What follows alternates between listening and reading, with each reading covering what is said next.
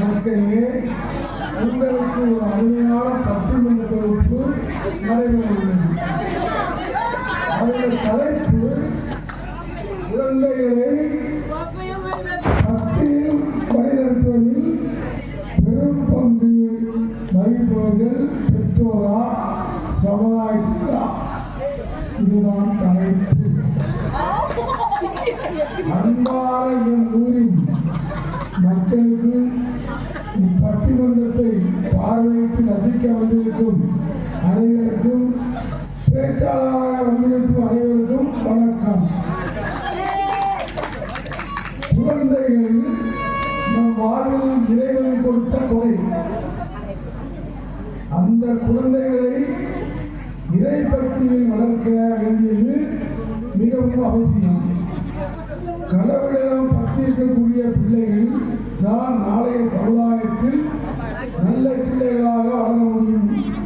எனவே அப்படி பக்தியில் வளர்க்க வேண்டியது பெற்றோரா அல்லது சமுதாயமா? இதுதான் இன்றைக்கு தலைப்பு. இந்த தலைப்பில் பெற்றோரே அப்படின்னு பேச திருமதி சோனியா, புனிதா, ஏஞ்சல் ஆகியோர் பேச இருக்கிறார்கள். மிகவும் திறமையானவர்கள், நல்ல திறமையானவர்கள், அன்பாக நல்லபடி பேசுவார்கள். எனக்கு நம்பிக்கை இருக்கிறது. அடுத்து சமுதாயம் இந்த தலைப்பில் பேச வந்திருக்கிறவங்க செரோபா அவர்கள், அடுத்து ரெனுசா அவர்கள், ஆசிரியர் இன்னரசி அவர்கள் ஆகியோரும் வந்திருக்காங்க. நல்லா இருக்கீங்களா? நல்லா இருக்கீங்களா? வந்திருக்காங்க. என்ன பேசுறாங்கன்னு பார்ப்போம். முதல்ல பெற்றோருக்காக பேச வருவார்கள் திருமதி சோனியா அவர்கள். பார்க்கணுமா?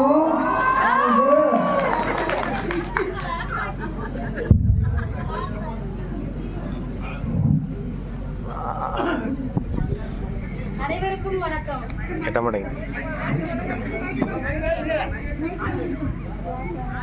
பெரும் பங்கு பெற்றோர்களே பெறுகிறார்கள்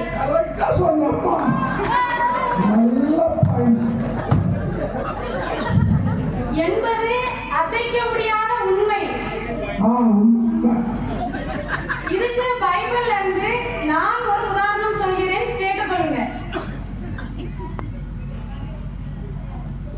2 தீமோத்தேயு 1வது அதிகாரம் 5வது வசனம். தீமோத்தேயு பற்றி பவுலடியார் சொல்றாரு, தீமோத்தேயு வெளிவேடமற்ற நம்பிக்கை கொண்டிருந்தார்.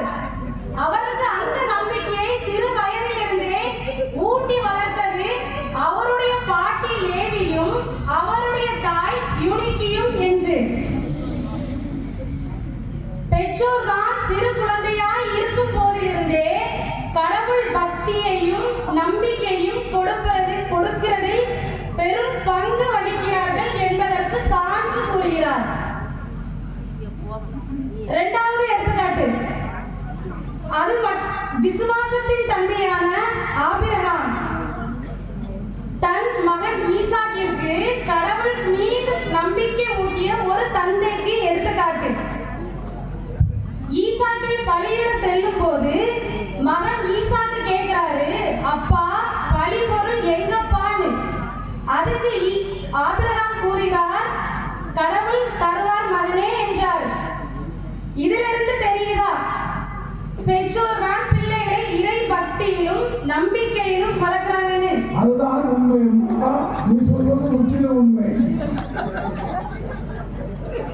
அது மட்டும் இல்ல, நம்முடைய பெற்றோர்கள் அதாவது தாய்மார்கள் தங்கள் பிள்ளைகளை சின்ன குழந்தையா இருக்கும் போதிலிருந்தே ஆலயத்துக்கு கூட்டிட்டு வராங்க, ஜெபம் சொல்ல கத்து தராங்க. இது யாரும் இல்லைன்னு சொல்ல முடியாது. எனவே நடுவர் அவர்களே, பெற்றோராகிய நாம் தான் பிள்ளைகளை பக்தியில் வளர்க்கிறோம் என ஆணித்தரமாக கூறி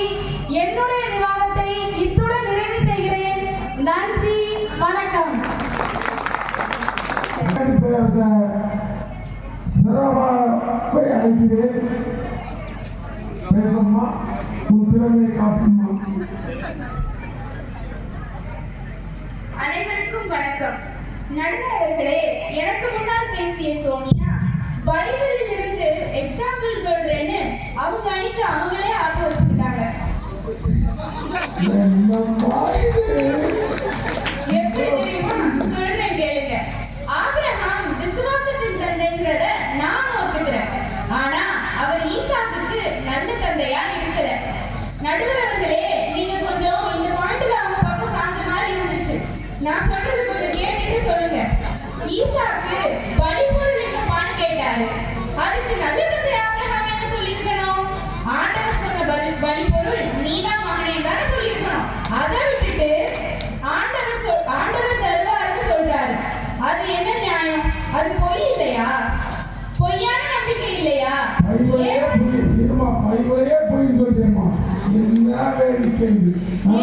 ஏமாத்துறது இல்லையா? 10 கட்டளையில ஒரு கட்டளையை மீறிய பாவம் இல்லையா? என்னமா இது? இதுக்கு பேர் தான் சொந்த காசுல சூனியம் வைக்கிறதுன்னு சொல்லுவாங்க. நான் பைபிள்ல இருந்து மோசமான பெற்றோருக்கு ஒரு எக்ஸாம்பிள் கொடுக்கட்டுமா? திருமுழுக்கு யோவானுடைய தலையை கேளுன்னு தன்னோட மகளுக்கு சொல்லிக் கொடுத்து அவளை கொலைபாதத்திற்கு தூண்டிய ஏரோதியாள் தாய் தானே. அவ எப்படி பிள்ளைய நல்ல வழியில வளர்த்தான்னு சொல்ல முடியும்? நடுவர் அவர்களே, இப்போ தாய்மார்கள் பிள்ளைகளை கோயிலுக்கு கூட்டிட்டு வராங்க, ஜெபிக்க கத்துக் கொடுக்கிறோம்னு சொல்றாங்க. ஏமா இப்படி போய் சொல்றீங்க? எந்த பிள்ளையும் கோயிலுக்கு வந்தோடனே முழங்கால் போட்டு நற்கருணை ஆண்டவருக்கு ஒரு வணக்கம் கூட சொல்றது கிடையாது. இதெல்லாம் பெற்றோரா சொல்லிக் கொடுக்குறாங்க? இல்லவே இல்லை. இதையெல்லாம் இப்ப யார் சொல்லித்தரா? சமுதாயம் தான். புதுநன்மைக்கு பயிற்சி கொடுக்கிறது யாரு? அருட்கண்ணியர்களும் அருட்தந்தையர்களும் தான். நற்கருணை பத்தி, அருட்சாதனங்கள், 10 கட்டளைகள் பத்தி எல்லாம் சொல்லி தராங்க. நாங்க சிஸ்டர் மூலம் கற்றுக்கிட்டதை வச்சுதான் இப்ப வரைக்கும் கோவில்ல பக்தியா நடந்துக்கிறோம். இது அனுபவ உண்மை நடுவர்களே. எனவே சமுதாயத்தினர் தான் பிள்ளைகளை ஆன்மீக பாதையில் நடத்தி செல்கிறார்கள் என்று கூறி விடைபெறுகிறேன். நன்றி. சிறப்பாக மிக சிறப்பாக பேசி முடித்து விட்டார்கள். அடுத்து தந்தை அணியிலிருந்து பெற்றோர்கள் அணியிலிருந்து பேச வருபவர் புரியா. வாங்கம்மா, காட்டுங்கம்மா. அனைவருக்கும் வணக்கம். நடுவர் அவர்களே, ஒரு பாடல் மூலம் எனது உரையை தொடங்கி வருகிறேன். எந்த குழந்தையும் நல்ல குழந்தை தான் மண்ணில் பிறக்கையிலே, அவர் நல்லவராவதும் தீயவராவதும் மண்ணை வளர்க்கையிலே. இந்த பாட்டை கேள்விப்பட்டிருக்கிறீர்களே? சிறப்பான பாட்டு. இதுவே தெரியாம எதுக்கு வந்திருக்கோம் தெரியாம என்னடி பேச வந்திருக்கிறார்கள் 3 பேர்.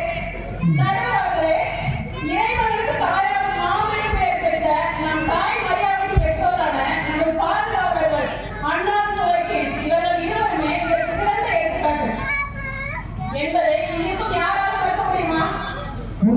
முடியாது.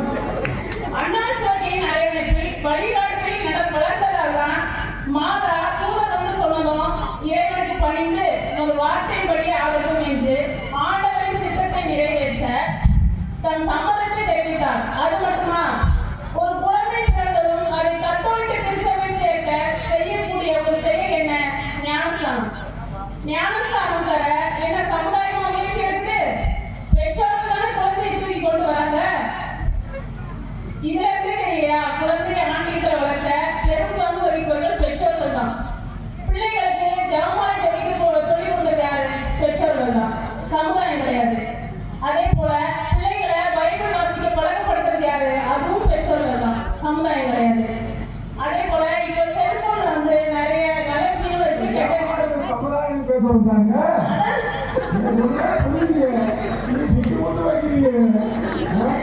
இப்போ செல்போன்ல பாருங்க நிறைய நல்ல விஷயங்கள் இருக்கு, கெட்ட விஷயங்கள் இருக்கு. இப்போ செல்போன்ல வர சின்ன பிள்ளைங்க எல்லாருமே என்ன விஷயம் என்ன தப்பு நல்லதுன்னு தெரியாம பார்த்துட்டு இருக்காங்க. அது எது நல்லதுன்னு நம்ம பெற்றோர்கள் தான் கொஞ்சம் சொல்லிக் கொடுக்கணும். அதனால இந்த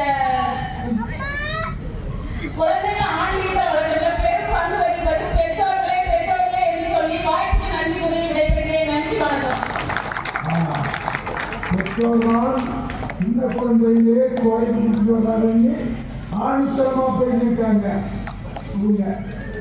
அதனால அடுத்த அணி என்ன செய்வர்கள் வருகிறார்கள். அவர்கள் பேச்சு திறமையானவர்கள் மிக சிறப்பாக பேசுவார்கள். அவர்களுக்கு பதிலளிக்க இவர்கள் நீடிக்கிறார்கள்.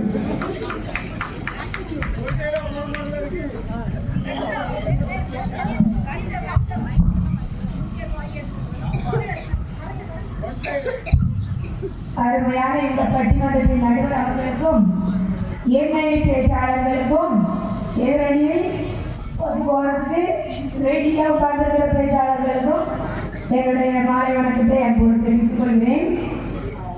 நடுவர் அவர்களே, எனக்கு முன்னால் பேசின புனிதா ஒரு பாயிண்ட் சொன்னாங்க. என்ன பாயிண்ட் தெரியுமா? ஞானஸ்தானம் கொடுக்கறதுக்கு பெற்றோர்லாம் நாங்கள் முயற்சி பண்ணுறோம், சமுதாயம் கிடையாது அப்படின்னாங்க.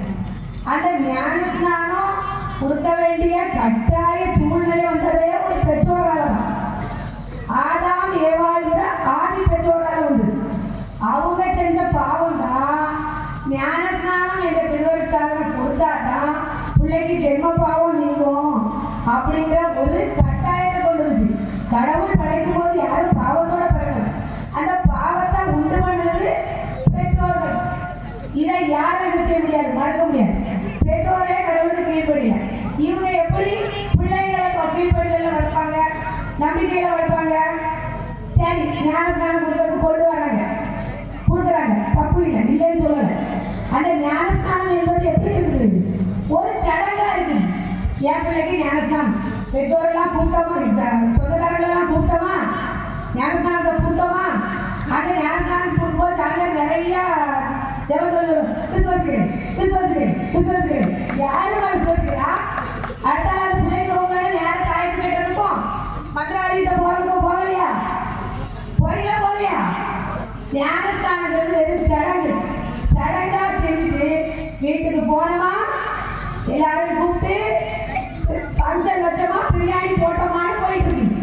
இதுதான் இப்ப ஞானஸ்தானத்துல நடந்துட்டு இருக்க. சரியா? அப்பனா நீங்க ஞானஸ்தானம் சும்மா ஒரு பொய்ன்னு சொல்றீங்க. அதாவது ஞானஸ்நானம் என்பது சரி, அதை செய்த அடுத்த வாரம் ரொம்ப உண்டாக்கி நடக்கிறவர்களே நாளைக்கு வாரம் கொடுக்கக்கூடாதுன்றீங்க. ஞானஸ்நானம் கொடுத்தாதான் அந்த குழந்தை கத்தோலிக்க சபையில் வளரும். ஆனா அந்த ஞானஸ்நானத்துடைய உண்மையான தன்மையை பெற்றோர் கடைபிடிக்காங்களா? அந்த குழந்தைய கடவுள் பக்தியிலும் இறை ஞானத்திலும் வளர்ப்பதற்கு பெற்றோர் முயற்சி எடுக்கிறாங்களா? ஏன் எத்தனை பெற்றோர் கோயிலுக்கு வராங்க, பெற்றோரே வரல, பிள்ளைங்க எப்படி வரும்? அந்த காம்பவுண்டுக்குள்ள ரெண்டு, இந்த வாசல்ல ரெண்டு, அந்த கொடி வரத்துக்கு அந்த பக்கம் ரெண்டு உட்கார்ந்து பேசிட்டு இருக்காங்க. புரியா சொல்றாங்க, செல்போன்ல நல்ல நல்ல விஷயமா வரலாம். நல்ல நல்ல விஷயம் மட்டுமா வருது? புள்ள என்ன விஷயம் பார்த்துட்டு இருக்குது தெரியுமா? அப்புறம் சமுதாயத்துல இந்த கஞ்சா அப்படின்னு சொல்றாங்க. அதைதான் யாரு கண்ட்ரோல் பண்ணணும்? யாரு கண்ட்ரோல் பண்ணணும்? பெற்றோர் தானே. பண்றாங்களா? கோயிலுக்கு வர்றதில்ல, ஒரு நற்கருணைக்கு வணக்கம் கிடையாது.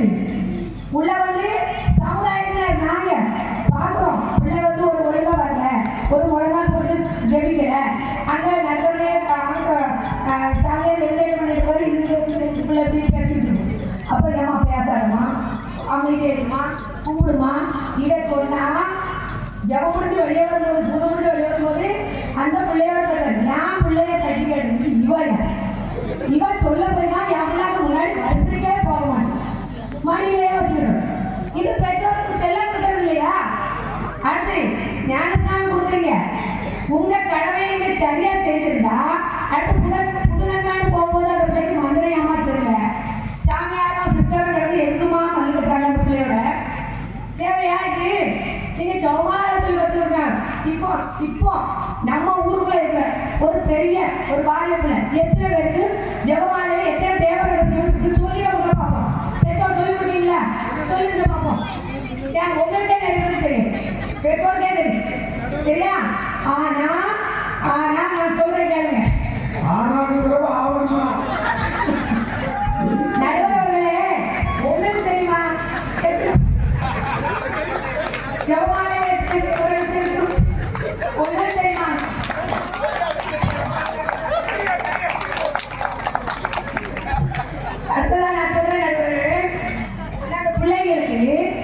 ஞாயிறு மறைக்கல்வி வகுப்பு யார் இருக்கா? சமுதாயத்தில் உள்ள ஒரு தன்னார்வலரோ ஒரு சின்ன பிள்ளைகளோ ஞாயிறு மறைக்கல்வி வகுப்பு எடுத்தாங்க.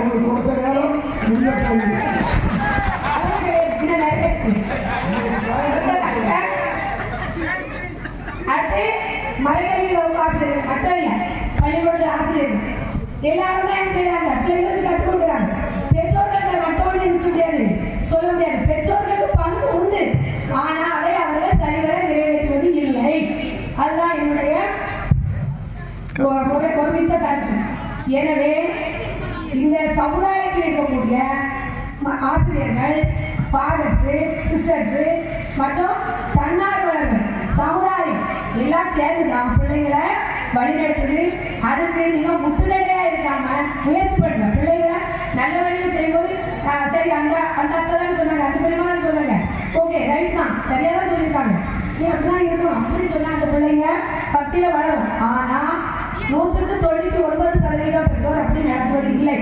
ஏன் பிள்ளை பள்ளிக்கூடமாக கோயிலில் வந்து பேசுறது எப்போ வந்தாலும் குறை சொல்லிட்டு இருக்காங்க அப்படின்னு நினைக்கிறாங்க. அது குறை இல்லை.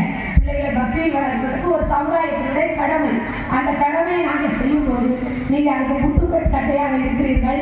எனவே சமுதாயமே பிள்ளைகளை பக்தியில் வளர்ப்பதற்கு தேவையான முயற்சிகளை எடுத்துக்கொண்டிருக்கிறது என்பதை ஆணித்தரமாக கூறி என்னுடைய கருத்தை ஆழமாக பதிவு செய்து என்னுடைய வாய்ப்புக்கு நன்றி கூறி விடைபெறுகிறேன். நன்றி. ரொம்ப உணர்ச்சியப்படுறீங்க. ஆனா சமுதாயம்லாம் பேசி போயிட்டீங்க.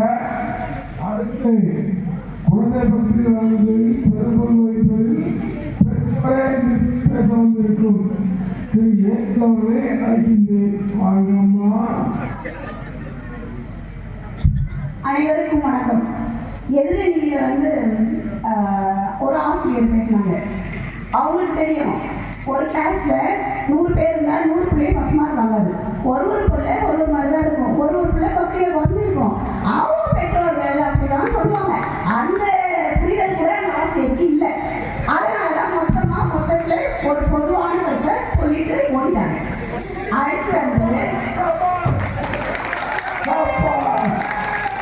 அடுத்து ஞானஸ்தானம் கொடுக்குறோம் நாங்கள் தான் கொடுக்குறோம் அப்படின்னு ஞானஸ்தானம் கொடுக்கும் போதும் திருமணம் செய்யும் போதும் ஃபாதர் என்ன சொல்கிறாங்க, நம்மகிட்ட குழந்தைகளை திருச்சபை சட்டத்தின் கீழ் வளர்க்குறீங்களான்ட்டு பெற்றோர்களை கேட்குறாங்களா, சமுதாயத்தை கேட்குறாங்க? பெற்றோர்கள்ட்ட தான் கேட்குறாங்க. ஏன்னா பெற்றோர்களோட பங்கு தான் ஒரு குழந்தையோட வளர்ப்புல பெரிய பங்கு இருக்கிறது. இவங்க சொல்கிறாங்க 99% சமுதாயம் தான் அப்படின்றாங்க. குழந்தைகளோட பக்திக்கு சமுதாயத்தின் பங்கு வந்து எப்படின்னா, யானை பசிக்கு சோலை பொறி போல.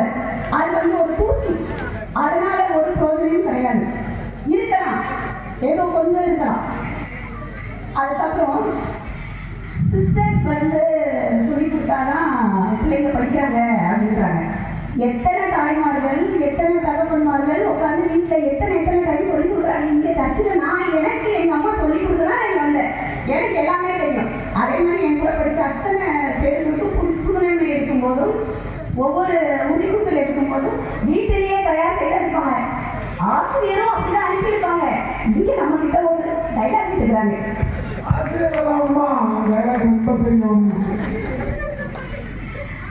அடுத்து எனக்கு டவுட்டா இருக்கு, இவங்களா உண்மையான அண்ணா சுவைக்கினோட பக்தர்களான எனக்கு டவுட்டா இருக்கு. அவர்களே சிறந்த பெற்றோர்கள் தான்.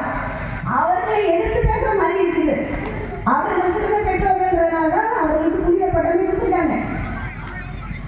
அடுத்து இது மட்டும் இல்லாம விவிலியத்தில் இறைவாக்கினர்கள் சாமுவேலா இருக்கட்டும், சிம்சனா இருக்கட்டும், பல இறைவாக்கினர்களை கொடுத்தது யாருன்னா பெற்றோர்கள் தான், சமுதாயம் கிடையாது.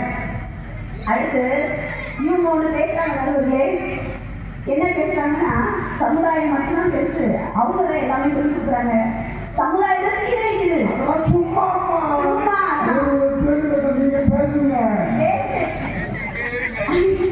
வடிவேலு சொல்றது போல பேஸ்மெண்ட் டீப்பு, பில்டிங் ஸ்ட்ராங்கு. பேஸ்மெண்டே பெட்ரோல் தானே.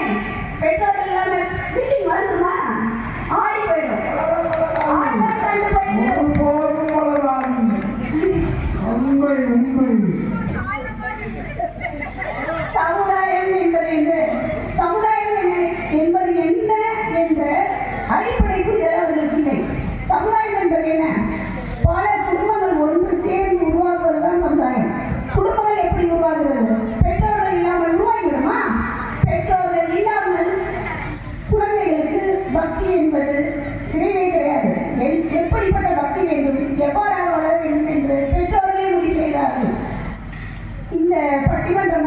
வரும்போது நடுவர் அவர்களுக்கு எங்கள் மேல் பெரும் எதிர்பார்ப்பு இருந்தது. அந்த எதிர்பார்ப்பு நாங்கள் உடைக்கவில்லை.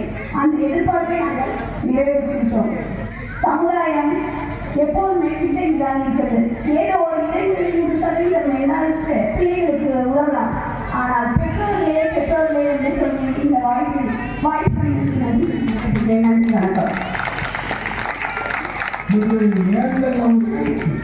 வெகு சிறப்பாக பேசியுள்ளார்கள். அவர்கள் சொன்ன கருத்து பிள்ளை ஏற்றுக்கொள்வதுதான்.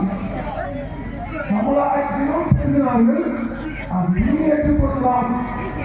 அடுத்து சமுதாயத்தில் பேச இருக்கும் நிமிஷாங்களே பேசுங்கள், உங்கள் திறமையை காட்டுங்கள்.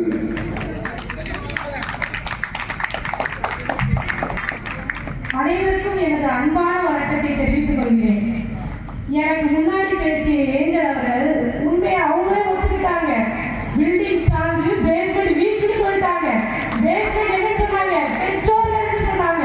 பெட்ரோல் வீக் தான், பில்டிங் தான் ஸ்ட்ராங். சமுதாயம் தான் பிள்ளைங்க பக்தியில வளர்க்கறதுக்கு முக்கியமான ஆட்களா இருக்காங்க. அதை அவங்களே ஒத்துக்கிட்டாங்க. நடுவர் அவர்களை அவங்க ரொம்ப பிளாக்மெயில் பண்ற மாதிரி எனக்கு தெரியுது. ஆனா நம்ம நடுவர் அவர்கள் அப்படி கிடையாது. இந்த பிளாக்மெயிலுக்கு பயப்படுறாங்களான்னு நினைக்கிறீங்களா? கிடையாது. அவர் எப்பவுமே எங்க பக்கம் தான், அதாவது நியாயத்தின் பக்கம் தான். நியாயம் இல்லைக்கா அதாம சொல்லுவேன். அந்த பக்கம் அவங்க பக்கம் கிடையாது. அதான் உண்மையான கருத்து எங்க இருக்குதோ அதுதான் தீர்ப்பாக சொல்ல போகிறீங்க. அதெல்லாம் நடுவர் நானும் சொல்றேன், நீங்க நியாயத்தின் பக்கம் தான் நானும் சொல்றேன். நடுவர் அவர்களே அவங்க சொன்னாங்க, சாமுவேல் சிம்சன் இவங்களெல்லாம் பெற்றோர்கள் அவங்க அம்மா தான் இது பண்ணாங்க, பக்தியில ஊட்டினாங்கன்னு சொன்னாங்க. ஏமா அண்ணா சாமுவேலை கொண்டு கோயில விட்டாங்க, அதை வச்சுக்கிட்டு அவங்க தான் பக்தியை ஊட்டினாங்கன்னு நீங்க சொல்ல முடியாதுமா. நீங்க அண்ணமாரி சுவைக்கு நல்ல பக்தர்களான்னு கேட்டீங்க. அவங்க வேண்டுதல் வச்சு பெற்ற குழந்தைய அவங்க கோவில்ல விட்டாங்க. இப்போ நாம என்ன செய்யறோம்னா, நம்ம குழந்தை இல்லைன்னா, எனக்கு குழந்தை பிறந்தா வேளாங்கண்ணியில போய் மொட்டை அடிக்கிறோம், அந்தோனியார் கோயில பட்டம் வைக்கிறோம், சந்திர மாதாவுக்கு அசனம் வைக்கிறோம்னு நம்ம வேண்டுதல் வைக்கிறோம்ல, அந்த மாதிரி தான் அண்ணாவும் வேண்டுதல் வச்சு கோயில போய் விட்டாங்க. அதை வச்சுக்கிட்டு நீங்க அண்ணா தான் அவங்க பக்தியில் வளர்த்த நல்ல தாய்னு சொல்ல முடியாதுமா. சாமுவேல் அண்ணா சாமுவேல கோயில விட்டுட்டாங்க. அவங்களுக்கு ஆண்டவரது குரலை, அவரது அழைப்பை உணர்த்துறது யாருமா? யாரு? ஏலி என்ற குரு தான் ஆண்டவரே பேசும் உம் அடியான் கேட்கிறேன்னு சொல்ல சொன்னாரு. ஆக மொத்தத்தில் நீங்க தந்தையை சரின்னு சொல்லுவீங்க. நான் தரப்பு தவறாக குழந்தைகளை கட்டி வளர்ப்பது சமுதாயம் சொல்ல வரீங்க. பெரும்பான்மை வகிக்கிறது தான் சொல்ல வரோம். பெற்றோர்கள் பெரும்பான்மை வகிக்கிறது அவங்க சொல்றாங்க, அதை நாங்க எதிர்த்து பெற்றோர்களுக்கும் பங்கு இருக்கு. ஆனா அதுல பெரும்பான்மை வகிக்கிறது சமுதாயம் தான் சொல்ல வரேன். பெற்றோருக்கும் பங்கு ஒத்துக்கிறீங்க. உண்மை ஏலி அவருடைய கடமையை சரியாக சென்ற ஒரு நல்ல சமுதாயத்துக்கு எடுத்துக்காட்டு தானே.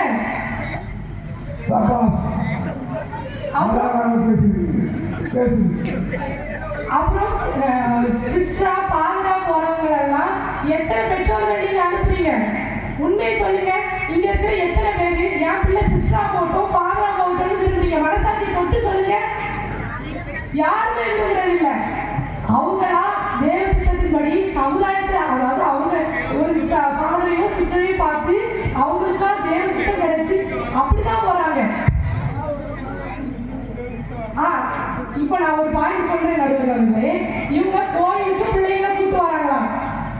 சின்ன பிள்ளை கை குழந்தையா இருந்துச்சுன்னா அது தூங்கணும்னு ஞாயிற்றுக்கிழமை பூசை வேண்டாம், என் பிள்ளை தூங்குது, அது எழுப்பக்கூடாது, அது எழுப்பினா பாவம் அப்படின்னு சொல்லிட்டு இவங்க கூட சேர்ந்து படுத்து தூங்குறாங்க நடுவர்களே. எனக்கு யாரும் கை குழந்தை எடுத்து கோயிலுக்கு வராங்க சொல்லுங்க.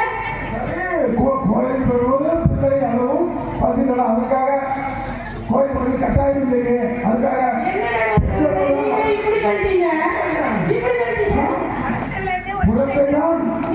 குழந்தைதான் முதல் அதுக்கப்புறம் தான் கடவுள். நான் நினைச்சேன் நீங்க இந்த பிளாக்மெயிலுக்கும் பயப்பட மாட்டீங்கன்னு. ஆனா நல்லா பயந்துட்டீங்க உங்களுக்கு. வீட்டுல வச்சு நல்லா ட்ரைனிங் கொடுத்து கூட்டு வந்துட்டாங்களோ? இல்ல அப்படிதான் தோணுது. கல்லூரி போட்டுருக்காங்க அப்படி தெரியலையே. அந்த சேர் அப்படியே இந்த சைடு சாஞ்சிட்டே இருக்கு. நீங்கள் தவறாக புரிந்து கொண்டீர்கள். நான் வேகமாக தீர்ப்பு பொறுப்பிருந்து சரி அவர்கள் இவங்க பிள்ளை வந்து டாக்டராகவோ எம்பிபிஎஸ் படிக்கணும்னு சொல்லிட்டு 8ஆம் கிளாஸ்ல இருந்து 10ஆம் கிளாஸ்ல இருந்து ஞாயிற்றுக்கிழமை பூசைக்கு நான் வர வேண்டாம்னு நீட் கோச்சிங் எடுக்கிறாங்க. தமிழ் இங்கிலீஷ் பத்தாதுன்னு ஹிந்தி டியூஷன் எடுக்கிறாங்க. கம்ப்யூட்டர் கிளாஸ் எடுக்கிறாங்க. கோயில் வழிபாடு முக்கியமா அதுவா முக்கியமான இல்ல இல்ல என் பிள்ளை படிக்கணும் அங்கதான் போகணும்னு சொல்றாங்க. அக்கறை படிக்க சொல்றாங்க. அப்ப அவங்க தாய் அக்கறை தாய் இல்லையா? அதாவது என்னன்னா பக்தியில் வளர்க்கிறது பிள்ளைய வளர்க்கறது இல்ல. பிள்ளைய பக்தியில் வளர்க்கிறது. பிள்ளைய பக்தியில் வளர்க்கிறது யாரு? அங்கே போவென்றால் அவன் பாத்தியாத்துக்கு வர ஒரு பயமுறை எல்லாத்துக்கும் இருக்கிறதா இல்லையா? பாத்தியெல்லாம் அங்க யாரும் உள்ள வாங்க வாங்கன்னு வரவேற்ற நம்மளா போய் ஃபீஸை கொடுத்து நம்மளாவே விளையாடுறோம். ஒரு நாள் ஞாயிற்றுக்கிழமை கோயில் பூஜை பார்த்து போகிறது கூட நம்மளுக்கு நம்ம அனுமதி கிடையாது.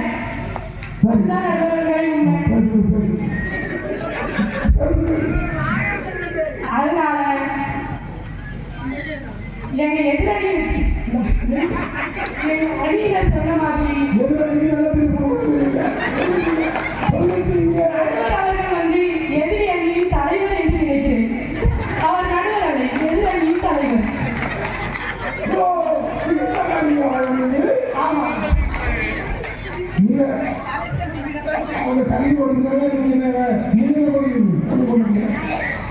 எனவே சமுதாயத்தினரை பிள்ளைகளை பக்தியில் வளர பெரும்பங்கு புரிகின்றனர் என்ற நியாயமான தீர்ப்பை எதிர்பார்த்து அமர்கிறேன். நன்றி, வணக்கம். அவர்கள் நல்ல ஒரு காட்டமான விவாதத்தை பங்கேற்றுக் கொண்டிருக்கிறார்கள். இன்னும் காட்டமானவர்கள் இருந்தார்கள், தந்தார்கள். ஆகவே குழந்தைகள் இரண்டு அணியினரும் மிக சிறப்பாக தங்கள் கருத்தை எடுத்து சொல்லி பேசியிருக்கிறார்கள்.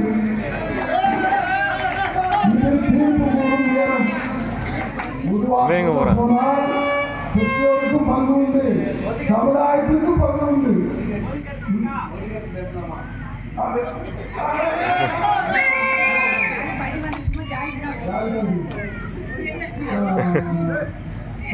இரண்டு பேருக்குமே பங்கு உண்டு. மறுக்கவில்லை, அது மறுப்பதற்கு பிள்ளைகள் இணையத்திலே பெற்றோர்கள் இருக்காங்க. பெரியவர்களானே அந்த குழந்தை சமுதாயத்தில் வளரக்கூடிய சூழல் இருக்கு. முதல்ல பெற்றோருக்கும் சமுதாயத்திலும் இருக்கிறதுதான். சமுதாயமும் பெற்றோர் தான், பெற்றோரும் பொறுப்புள்ளது. ஆகவே என்னதான் இருந்தாலும் பெற்றோர் இல்லாமல் எதையுமே செய்ய முடியாது. உங்களுக்கெல்லாம் தெரியும் அல்லவா? பெற்றோர் தான் முக்கியம். பெற்றோர் இல்லாமல் ஒரு குழந்தை பேணி காப்பது சமுதாயம் அல்ல. உங்கள் சமுதாயத்தில் பேசுகிறார்கள், பெற்றோருக்காக பேசுகிறார்கள். இருந்தாலும் குழந்தையை பேணி காப்பதில் சமுதாயத்தை விட பெற்றோருக்கு தான் அதிக அக்கறை இருந்து கூறி திருப்பதிலே திருப்பதியா